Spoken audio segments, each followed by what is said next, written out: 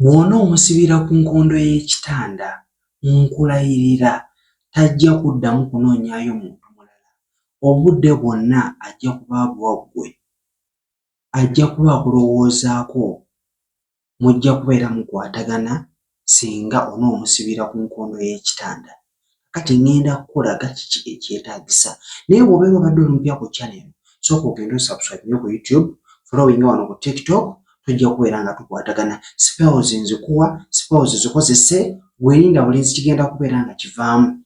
Badde mulwadde naye ŋŋambye lwaki tebujja kunnemesa kubeera nga nkola video naye nga nja kutereera bulungi. Kambaweereze kirungi buli kimu kivaayo, naye nga ninamuko okosefu ng'era bw'ondaba naye nga nja kuba bulungi. Sina wannuma naye ttama lyafunyeemukko obuzibu naye nga nsobola okuba nga mpeereza, nja kuba nga ntereera mpola lijja kubeera nga litokolokoka.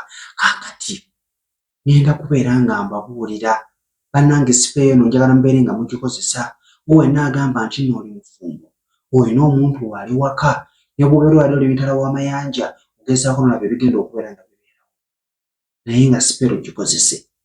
Njagala obeere nga onfunyira akapapula. Kirungi bino ebintu buli omu abirina, teri muntu atabirina. So sipeero nsuubira okubeera nga buli muntu agikozesa. So obunfunyira akapapula njagala obeere ng'owandikako erinnya ly'omuntu oyo, then oddire obwoya bwo oba bwa mu nkwawa oba bwa wansi, naye ebya wansi bye bisinga okukola oba byonna osobola obbigattamu okufuna ky'oyagala. Munnange bw'omaliza okubeera ng'obifuna, njagala owandiikemu erinnya lye nga bw'olabye bwe mpandiiseemu nti name. Bw'omaliza okubeera nga okola ekintu bwe kiti, omaliza okubeera nga obufuna bulungi nnyo obwoya obwo, kwata akapapula kano eno nga bw'okalaba, maliriza okukakwata, njagala owandemu eddusu omulundi gumu. Bw'omaliriza kakwata okazingemu. Maliriza okukazingamu bulungi. Obuntu buno obulaba bw'ogenda okukwata bw'obinula ekitanda kateeke wansi awo kabeerewo. Njagala kabeerewo kamalewo wiiki ng'emu, zizza ennaku 7 oba ennaku 3 zonna z'osobodde. Then bw'omaliriza okukaggyawo kakwate, bw'omaliriza okukakwata njagala okakwate obeere ng'ofunawo okaziika ggwe nga ggwe.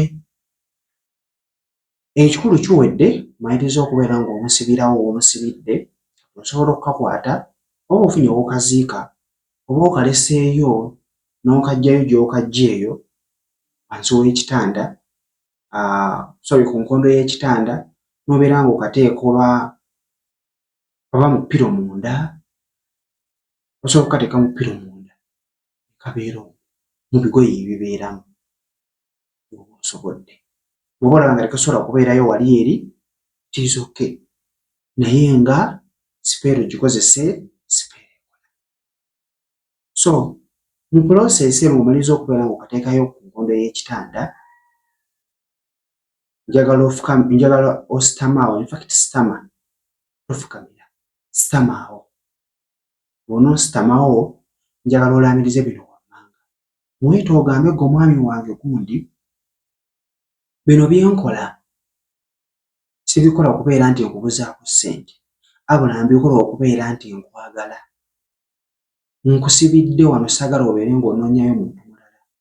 Kyonna ky'oyagala njiwedde okubeera nga nkikuwa. Saagala obeere ng'otambula walala. Omuntu oyo bw'anaakomawo awaka,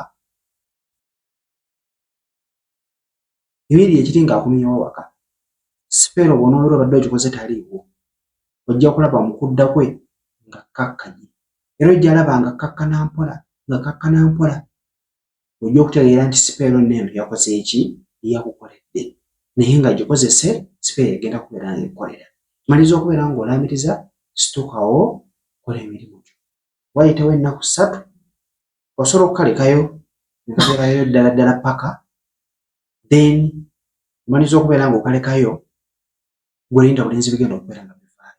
Kale osobola kubeera nga okalekayo nga wayisawo ennaku 3, osobola okukaggyayo, then n'okateeka mu ppiro ne kabeerawo. Sipeero ojja kubeera ng'ogimaliriza. byensobodde okubeera nga nkuwaago wenna ali eyo nga weetaaga okwogerako nange osobola okunoonya enamba yange ya WhatsApp nakulagira w'ogijja then tubeere nga mubuuza ky'ombuuza tubeere nga tukwatagana tubeere nga tuyambagana mbeere bulungi mbaagala